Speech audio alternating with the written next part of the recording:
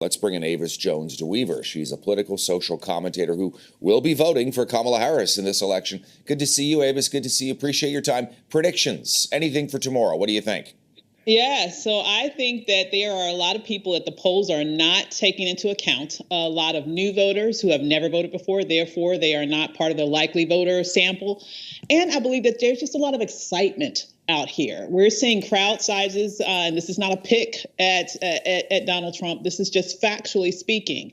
His crowd sizes are actually going down as we get closer to Election Day, where we're seeing that Vice President Harris is maintaining the momentum of drawing 15,000 plus crowds in each and every arena that she goes to. And so that goes to enthusiasm.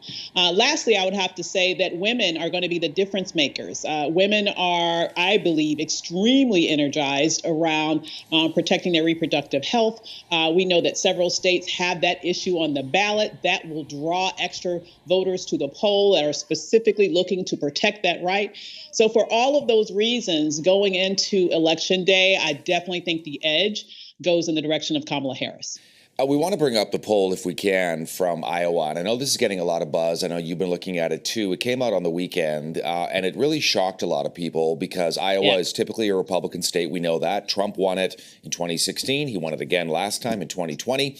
This time around, this is by a pretty reputable pollster, by the way, the Des Moines Register. And the woman who puts this on is widely seen as really, having her finger on the pulse.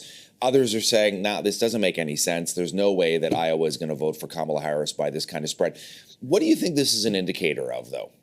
I think this is an indicator that the direction is moving in her favor. That is, as you mentioned, a very reputable pollster. And the reason why her results looks different than others is because she draws her samples a little bit differently.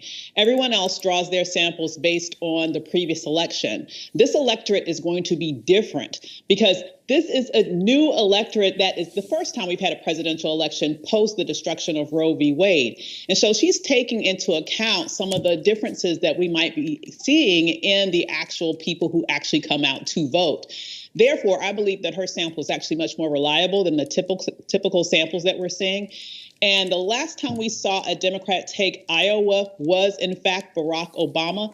It is my prediction that Kamala Harris is going to pull together a coalition that is even more dynamic, more diverse, and I would even venture to say possibly even larger than that Barack Obama saw in 2008. And it is that type of coalition that she's going to need to win.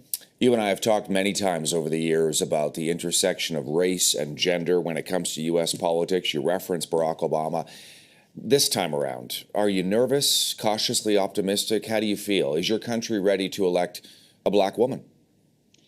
That's a very good question. I am cautiously optimistic because of everything that I mentioned. What's really interesting to me, if you dig deeper, for example, into that Iowa poll, you find out that not only what's pulling her over in terms of that direction in that very, very red state, it's not just women, it's actually older women. It's women over 65.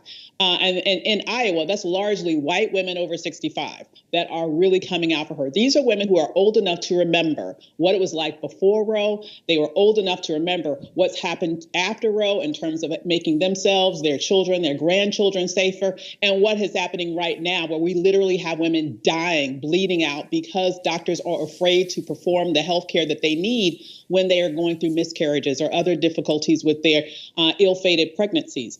And so I believe that she is going to energize a very, very highly likely to turn out portion of the electorate. We're talking about women who vote at higher rates than men, and we're also talking about older people who tend to vote at higher rates than younger people. At the same time, she's energizing young voters. I am a mom of a Generation Z. And he is excited to be able to vote for her. And so I have to say, I think she's going to shock the world tomorrow, and I can't wait for it to happen. Looking forward to talking to you tomorrow and in the days after as well, Avis. Thanks so much for this right now.